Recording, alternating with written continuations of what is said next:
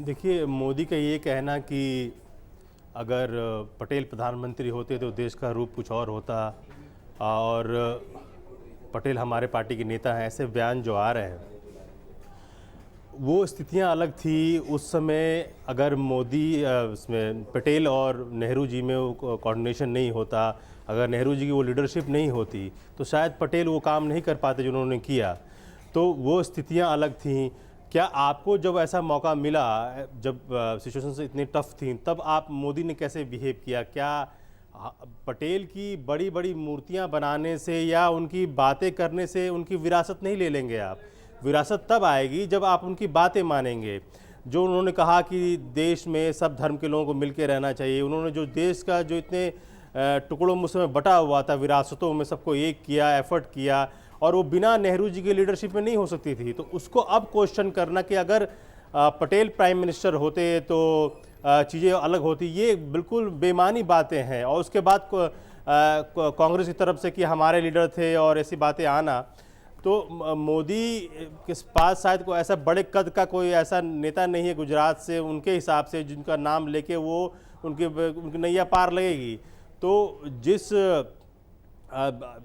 पटेल वही हैं जिन्होंने आरएसएस पर वो बैन लगाया था और वो कहा था कि आरएसएस ऐसे कामों में लिप्त है जिससे नफरत फैल रही है। तो मोदी को अपना स्टैंड ये क्लियर करना चाहिए कि क्या वो पटेल के सिद्धांतों को भी मानते हैं? क्या पटेल के सिद्धांतों को मान के वो आगे चलेंगे? क्या वो देश को वो कहेंगे कि जो पटेल जिन बातों को मानते थे वो करेंगे? सिर्फ मूर्ति की बना के और उनकी विरासत ले लेने से कुछ नहीं होगा। ये नेताओं को ये साबित करना होगा कि जिन नेताओं ने, जो कि देश को आज़ादी में इनका अहम रोल रहा, जो पार्टी इन्वॉल्व रही उस समय, जो बाद में कई सारी पार्टियां नहीं बनी, लेकिन जो लोग जो देश को आज़ाद कराया, जिनका इन्वॉल्वमेंट रहा बेसिकली, तो वो उस समय स्थितियां थीं, उस समय एक विकराल समस्या थी, बंटवारा हुआ था। उसके बावजूद भी पटेल का ऐसा कहना कि सबको आपस में मिल के रहना चाहिए, हर धर्म का आदमी इस देश को अपना देश समझे जी। तो ये भावना क्या आज देश में है? क्या ये भावना मोदी जगा पाएंगे? क्या मोदी को देख के ये भावना आती है? तो पटेल की मूर्ति बनाना is not a big thing. बड़ी बात यह है कि आज जो देश जिसको बड़े नेताओं ने बड़ी सोच से बनाया, इकट्ठा सबको किया। पंकज जी, यहाँ पर आपसे ये भी जानना चाहते हैं कि अगर प्रधानमंत्री के बयान को देखा जाए तो क्या आपको नहीं लगता है कि कांग्रेस इस वक्त सरदार वल्लभ भाई पटेल को महज पार्टी के दायरे में बांधना चाहती है?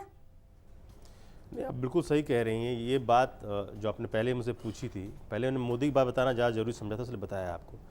दूसरी बात, जी, कांग्रेस रिएक्शन में जो ये कर रही है कि पटेल कांग्रेस के लीडर थे और हम विरासत में, ये कहने की ज़रूरत नहीं थी, क्योंकि हर बात पे आप रिएक्ट करें ये भी कहने की ज़रूरत नहीं है। और पटेल बिल्कुल सही कह रही हैं आप, एक पार्टी के तहत नहीं बांध सकते। उस समय जितने भी नेता जो थे, और अब इंदिरा गांधी को कहा कि सिर्फ कांग्रेस की नेता, ऐसा नहीं कह सकते हैं हम।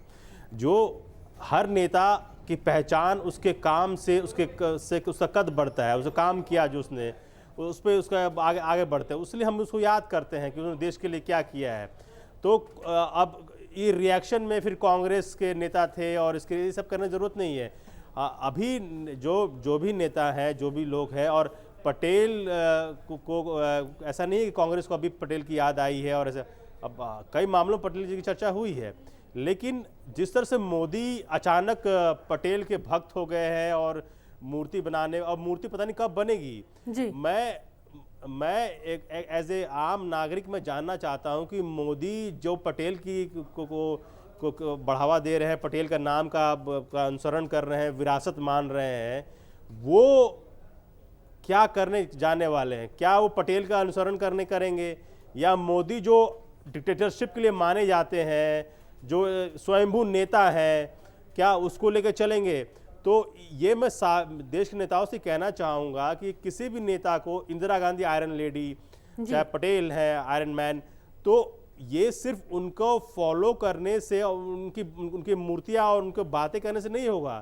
क्या आप वो बात अनुसरण करते हैं? आज देश में जैसे माहौल है, कई इलाकों में जो धार्मिक तालमेल बिगड़ा हुआ है, कई पार्टियों पर आरोप लग रहे हैं, क्या पटेल ये चाहते थे? क्या आपके लिए उसके लिए कोई कार्रवाई कर रहे हैं आप लोग? क्या वो ज़रूरी है इस समय, बशर्ते कि हम विरासतें बांटें और जो करके चले गए हैं उनको आगे बढ़ाना है आपको। वो लकीर पीटने से कोई फायदा नहीं है। वो जो स्थितियों में थे उस स्थितियों में देश को आगे बढ़ाया उन्होंने, एक अच्छे लीडर और एक मजबूत लीडर बन के उन्होंने दिखाया। क्या आप दिखा पाएंगे उस चीज़ को? गुजरात में जो दंगे हुए, सारी दुनिया ने देखा जो दंगे हुए, उस पर जो आपका रिएक्शन था, यहाँ तक वाजपेयी जी ने कहा राजधर्म का पालन होना चाहिए, कहाँ था राजधर्म? क्या पटेल देखते तो सुखी रहते इस बात को देख के? तो इसीलिए आप किसी नेता का अनुसरण कीजिए, लेकिन अनुसरण उसके बातों का भी कीजिए। मूर्ति बना के माला पहन के उससे कुछ नहीं होगा। ये देश देख रहा है और देश में लोग बेवकूफ़ लोग नहीं है, हम सबको समझना पड़ेगा। और जिस तरह आप कह भी रहे हैं कि कांग्रेस का भी कि पटेल को कांग्रेस के दायरे में बांधना, वो बिल्कुल वाजिब नहीं है, बिल्कुल सही बात है। क्योंकि एक नेता जब वो एक संवैधानिक पद पे रहता है और देश के लिए काम करता है तो सबका नेता होता है, किसी पार्टी का नहीं होता है। मैं कह रहा हूँ 12 फरवरी 1949 के उन्होंने ऑल इंडिया रेडियो में बोला था। मैं आपसे यही कह रहा हूं कि देखिए कि उस समय क्या देश के हालात थे, बंटवारा हो गया था, तब भी देखिए कि सच्चे लीडर की तरह कितने उत्साह बढ़ाने वाले, मनोबल बढ़ाने वाले बात पटेल जी कह रहे हैं उस समय। और आज क्या है, आज हम पॉलिटिक्स कर रहे हैं, कोई हमें मंच पे आके टोपी पहनाता है, हम टोपी पहनने से इनकार कर देते हैं। आपके प्रधानमंत्री जो उस समय थे वो कह रहे राजधर्म पालन करना चाहिए और हंस के कहते कि हम राजधर्म पालन कर रहे हैं। आप कोई दंगा होता है तो विशेष पार्टी के लोग सिर्फ एक विशेष समुदाय से मिलने जाते हैं और किसी से मिलते नहीं है। तो ये देश इस तरह से नहीं चल सकता है। देश में अगर सबको लेके जब तक ये लोगों को फील ना आए कि ये हमारा, हम सिक्योर है, हम माइनॉरिटी नहीं, चाहे मेजोरिटी नहीं है, मेजोरिटी नहीं है, ये एक नेता की खूबी होती है, एक प्रशासन की खूबी होती है सबको साथ लेके चलने के लिए। और आप देखिए उस समय इस हालात कैसे थे और पटेल जी बोल कैसे रहे हैं, इसी से आज हम यहाँ तक पहुँचे हैं। देखिए मैं आपसे बता रहा हूँ कि गांधी जी, कांग्रेस, जब नेहरू जी प्रधानमंत्री बने तो उस समय जब प्रधानमंत्री बनाया गया तो जो सारे लीडरों ने मिलकर डिसीजन लिया, कुछ पक्ष में थे कुछ विपक्ष में थे, लेकिन निर्णय तय हुआ। लेकिन हम इस सबको मानना पड़ेगा कि आज हिंदुस्तान, इंडिया जो है, जिस प्रारूप में हम आज हैं, जो हमारी सोच है, वो हमारे नेताओं की देन है। और हम आज आगे हैं और देशों से, क्योंकि हमारी सोच आगे है। हम एक धर्म विशेष में नहीं फंसे रहते हैं, हम धर्मनिरपेक्ष हैं, हमारी सोच विकास की तरफ है। तो वो नेहरू जी की देन है, इससे हम मना नहीं कर सकते हैं।